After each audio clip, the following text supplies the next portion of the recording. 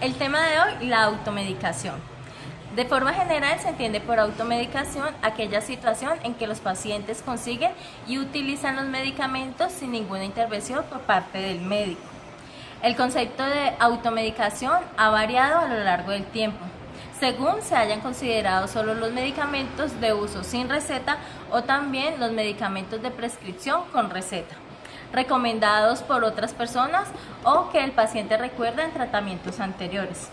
E incluso los remedios caseros, plantas medicinales, infusiones, siendo este concepto más amplio y el más aceptado en la actualidad por distintos autores. La automedicación constituye una decisión del propio paciente, a veces aconsejado por familiares o amigos o información en general, tomada en función de la gravedad de la sintomatología y favorecida por factores como la dificultad de acceso a la asistencia sanitaria, el miedo a conocer la propia enfermedad, la tendencia a evitar la relación con el médico o el escepticismo sobre la eficacia del sistema sanitario. Se estima que entre un 50 y un 90% de las enfermedades son inicialmente tratadas con automedicación y solo un tercio de la población con alguna dolencia o enfermedad consulta a su médico. Estudios realizados en España sitúan la prevalencia de la automedicación alrededor de un 40 a un 75%, que casi es la mitad de los medicamentos utilizados de prescripción. El perfil de los medicamentos empleados coincide de forma aproximada con el de otros países europeos. En los países industrializados, la implantación de la automedicación y su influencia sobre los sistemas sanitarios han aumentado considerablemente en las últimas décadas, favoreciendo por factores tales como aumento del número de medicamentos disponibles sin receta, una mejor educación sanitaria sobre los medicamentos, fomentada por el desarrollo de nuevas tecnologías y sistemas de información. Les voy a hablar un poco sobre la automedicación.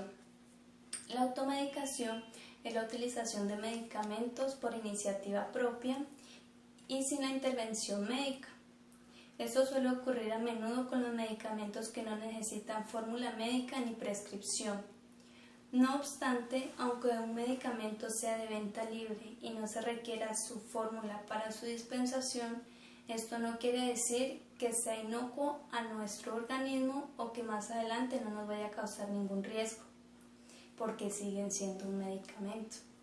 Por este motivo, cuando tengamos alguna duda o inquietud sobre nuestra salud, debemos consultar a nuestro médico o farmacéutico. Otro caso muy frecuente de automedicación son los medicamentos que no necesitan fórmula médica, pero que sí tienen que ser prescritos por el médico. En este caso, la práctica es más desaconsejable. Un ejemplo sería la toma de antibióticos sin prescripción médica ante la sospecha de alguna infección. Recordemos, los antibióticos no debemos utilizarlos por iniciativa propia y siempre deben estar supervisados por un médico. Aunque la automedicación responsable durante un tiempo puede ser conveniente si se utiliza para tratar síntomas menores, se trata de un hábito común en nuestra sociedad que no está excepto a riesgos. En este sentido, el doctor Rafael Terán, especialista en medicina interna, explica que el principal riesgo de automedicación son los efectos adversos secundarios a la toma de estas medicinas indiscriminadamente. Les voy a hablar un poco sobre la resistencia a los medicamentos. También puede pasar que un exceso de medicación en un momento no oportuno provoque que cuando realmente necesitemos que haga un efecto deseado, no lo va a hacer porque ya tendremos resistencia a estos, indicando que la automedicación más frecuente son los antibióticos. Asimismo, se corre el riesgo de crear resistencia a estos, lo que no solo es un problema de la persona que los toma, sino poblacional, porque esas resistencias se transmiten de una persona a otra. Igualmente, otros fármacos de los que se abusa de forma muy frecuente son los ansiolíticos. No debemos olvidar que estos fármacos también tienen efectos secundarios adversos potencialmente muy graves y que requieren de una indicación médica muy clara y concisa. En concreto, la automedicación sin control médico o farmacéutico comprende una serie de riesgos para la salud que en la mayoría de los casos son desconocidos por los ciudadanos. Toxicidad, efectos secundarios, reacciones adversas y en algún caso intoxicación. Falta de efectividad porque se utilizan en situaciones no indicadas. Por ejemplo, la toma de antibióticos para tratar procesos víricos contra los cuales estos medicamentos no son efectivos. Dependencia o adicción, enmascaramiento de procesos clínicos graves y consecuentemente retraso en el diagnóstico y tratamiento. Interacciones con otros medicamentos o alimentos que la persona esté tomando. Puede haber una potenciación o una disminución del efecto del medicamento. Resistencias a los antibióticos. El uso excesivo de antibióticos puede hacer que los microorganismos desarrollen mecanismos de defensa delante de estos medicamentos de manera que dejen de ser eficaces. ¿En qué casos sí se puede automedicar?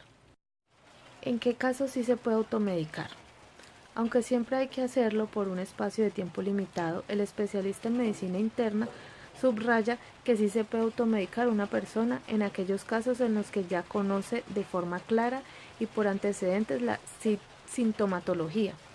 Además, siempre con medicación en la que no sea necesaria la receta previa. Por ejemplo, cuando aparece una cefalea, dolor de cualquier tipo ya conocido por el paciente, se puede tomar medicación, analgésicos, ya prescritos previamente por el médico en una situación previa similar. Sin embargo, si es una sintomatología nueva, por muy leve que sea, siempre se debe de consultar previamente a su médico. El aumento de la práctica de AU, o sea, automedicación entre la población, justifica la necesidad de mejorar la información dirigida a los pacientes según la OMS.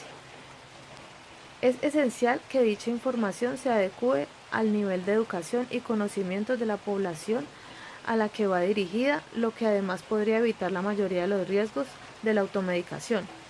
El farmacéutico a menudo constituye la única vía de información del paciente que se automedica, por lo que su intervención es esencial para que la automedicación se realice de forma racional, segura y eficaz.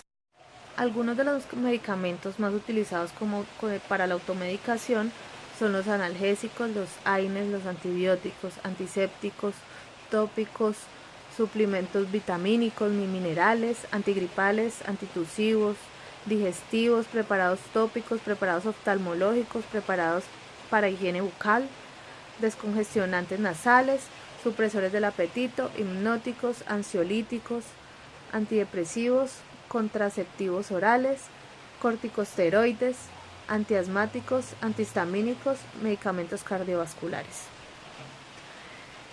Las situaciones en las que más se utiliza la automedicación es el dolor, cefalea, dolor muscular, dolor de espalda y otros. Mayugaduras, cortes, heridas superficiales, picaduras y mordeduras, resfriados, tos,